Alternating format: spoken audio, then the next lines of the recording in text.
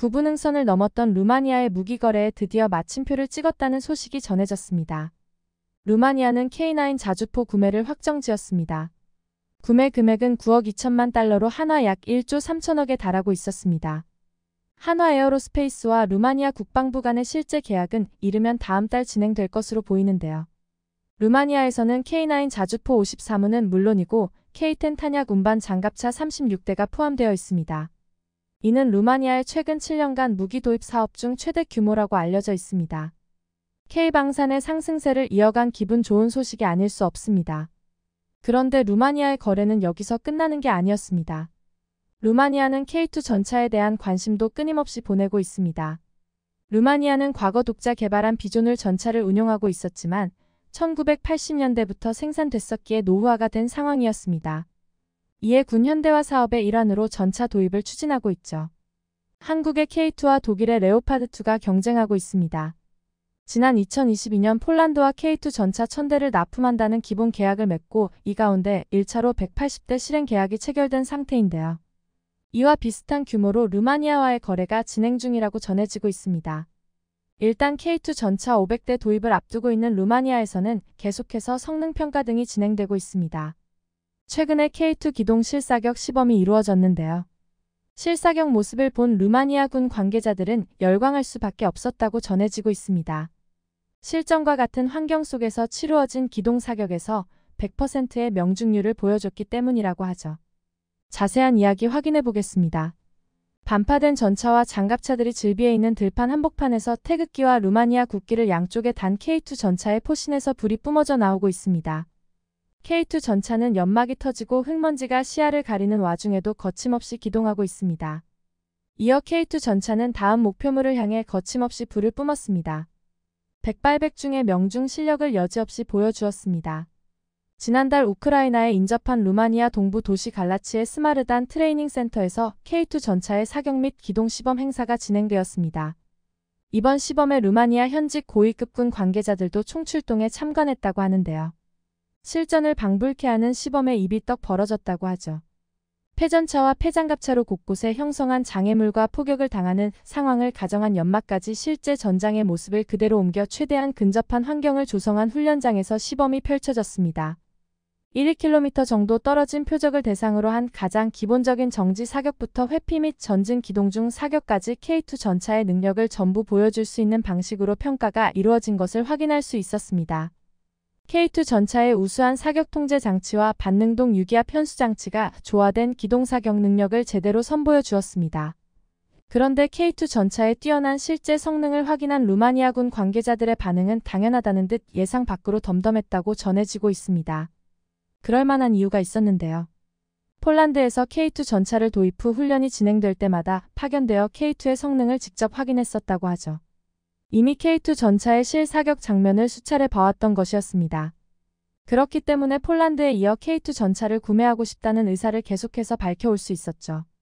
이번 루마니아 현지 테스트는 K2 전차 도입을 최종 점검하기 위한 절차였습니다. 이미 K2 전차의 유럽 현지 실사격 및 기동 테스트에서 보여줄 수 있는 모든 것을 수차례 확인시켜줬던 상황이었습니다. K2가 어느 지형에서나 거침없는 기동력과 사격을 선보일 수 있다는 것은 이미 검증된 상황이었습니다.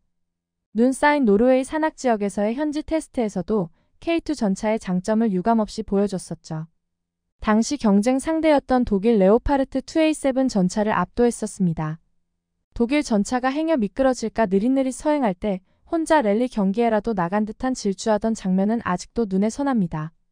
또한 눈으로 불안정한 바닥에서도 최첨단 사격 통제 장치와 유기압 현수 장치를 통한 자세 안정화로 백발백중의 사격 능력을 보여주었었습니다.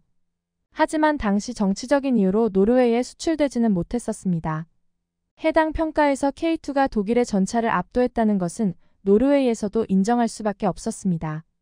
K2 전차의 유럽 진출에 대한 플랜은 여기서 끝나지 않았습니다. 폴란드에 도입된 K2 전차는 다른 환경에서 또 다른 능력을 선보였습니다. 눈 쌓인 노르웨이와 달리 폴란드나 우크라이나, 루마니아와 같은 동유럽 국가들이 전차나 장갑차를 도입 시 진흙탕에서의 기동 능력을 우선으로 고려하고 있습니다. 위 국가들은 일명 흑토지대에 걸쳐 있기 때문인데요.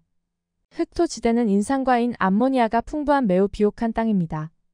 하지만 가을과 봄이 되면 땅이 거대한 진흙탕으로 변하는 라스푸티차 현상이 발생하게 된다고 하죠. 워낙 광범위해 일반 차량은 지나다닐 엄두조차 내지 못하는 곳입니다. 뿐만 아니라 궤도 차량도 자칫하면 좌초되기 쉬운 곳이라고 전해지고 있습니다. 2년째 진행 중인 우크라이나 전쟁에서도 라스푸티차가 시작되면 양군 모두 진격이 불가능해져 소강 상태에 접어드는 것을 볼 수 있을 정도로 험난한 지대입니다.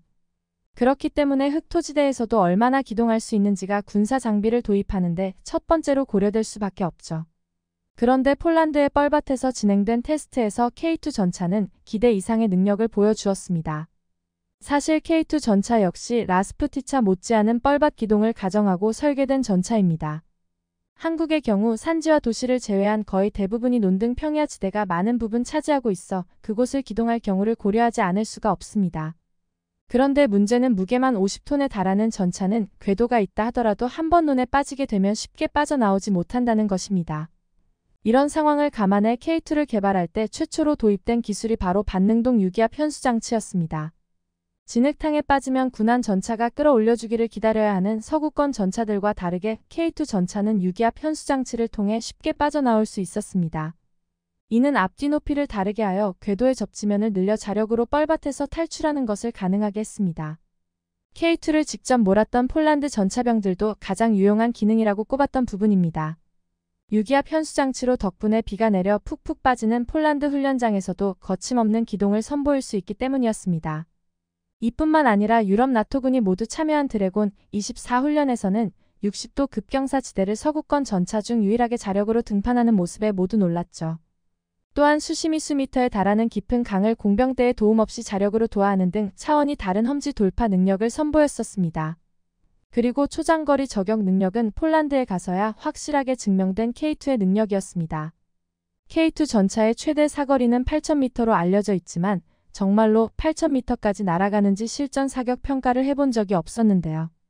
국토의 대부분이 산악지대인 한국의 특성상 K2 전차의 최대 사정거리를 발휘할 수 있는 훈련장이 없었기 때문이었습니다. 이런 이유로 국내에선 1km 내외의 근거리 사격만 실시했었습니다. 그런데 지난해 4월 폴란드에서 처음으로 장거리 사격을 실시할 수 있었습니다. 폴란드 두다 대통령까지 참관한 가운데 한국에선 불가능한 2.5km, 2.7km의 장거리 표적을 상대로 사격을 실시했고 명중시키며 뛰어난 사격 능력을 보여주었습니다. 게다가 이번 드래곤 24 훈련에서는 전차의 최대 교전거리로 여겨지는 4km 초장거리 사격까지 정확히 명중시키며 유럽의 K2 전차의 진가를 제대로 보여주었습니다. 사실 유럽에서는 이런 전차의 장거리 사격 능력을 다른 요소들보다 더 중요하게 여기고 있습니다. 전차와 전차 간의 교전 거리가 아무리 멀어도 2km를 넘기 힘든 한국과 달리 드넓은 개활지가 펼쳐진 유럽에선 교전 시작 거리가 4-5km는 훌쩍 넘어갈 수 있기 때문입니다. 그렇기에 유럽 전차는 원거리 사격 능력이 필수적이고 폴란드에서도 K2를 받자마자 한국에선 할 수 없었던 장거리 사격을 실시하며 명중률을 검증했던 것입니다. K2의 여러 능력이 폴란드를 통해 확증받자 루마니아도 K2는 믿고 쓸 수 있다고 판단하고 이번 도입 계약을 추진하고 있는 것이죠. 루마니아 육군이 지난해 7월 열린 한 루마니아 방산협력회의에서 필요하다고 밝힌 전차 수량은 300대였습니다. 우선적으로 미국 에이브럼스 M1A2 전차를 50여 대를 도입하기로 했다고 전해집니다. 나머지 250여 대를 계약이 이뤄질 것이라고 내다봤지만 당초 예상과는 달리 방산업계에 따르면 현대로템의 수주 목표 물량은 약 500대, 10조 원 규모로 알려져 있습니다. 폴란드에 이어 유럽의 한국군이 되겠다는 의지를 보이고 있는 루마니아는 러시아의 위협에 맞서 올해 국방 예산을 지난해 대비 45%나 늘린 27조 8천억 원으로 편성했습니다.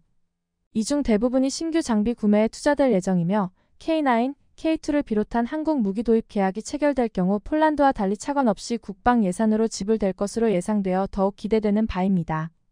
그런데 잘나가는 한국 방산에 태클이 들어오는 것은 어쩌면 당연한 일일지 모릅니다. 최근 마크롱 대통령은 유럽은 유럽의 힘으로 지키자며 유럽산 무기를 사고 한국 무기는 불매해야 한다고 호소해왔습니다.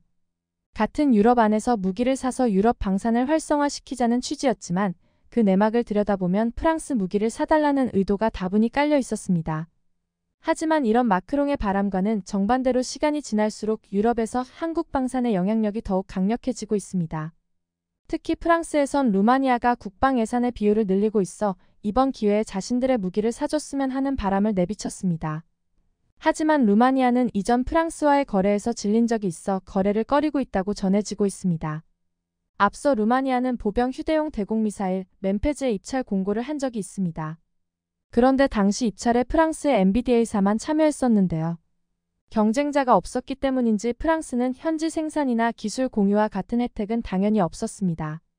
뿐만 아니라 세척과 같은 기본적인 유지 관리 권한만을 제공하는 말 그대로 미사일만 파는 배짱 조건을 제시했었다고 합니다. 이에 분노한 루마니아는 입찰을 아예 취소해버리고 한국의 LIG 넥스원의 입찰 참여를 요청해 다시 입찰을 진행하게 되었습니다. 그리고 지난 1월 최종적으로 국산 멤페즈 신궁 54기를 9천만 달러 약 1,180억 원에 도입하기로 결정을 내렸습니다. 이때 신궁을 도입했던 것이 지금 진행되고 있는 역대급 방산 계약의 시작이 된 것이라고 볼 수 있습니다. 루마니아는 K9 자주포 도입을 최종 결정하면서 폴란드에 이어 K방산의 새로운 수출 교두보가 될 수 있을 것으로 내다보고 있습니다. 앞서 설명드린 K2 전차뿐 아니라 보병 전투장갑차 레드백 등 다른 한국산 무기체계에 지속적인 관심을 보이고 있어 추가 수출의 가능성이 어느 때보다 크다고 보고 있습니다. 유럽 시장에서 항상 기회를 놓치지 않는 K방산의 위상이 더욱 높아질 것으로 기대됩니다. 영상을 끝까지 시청해주셔서 감사합니다. 구독과 좋아요는 영상 제작에 큰 힘이 됩니다.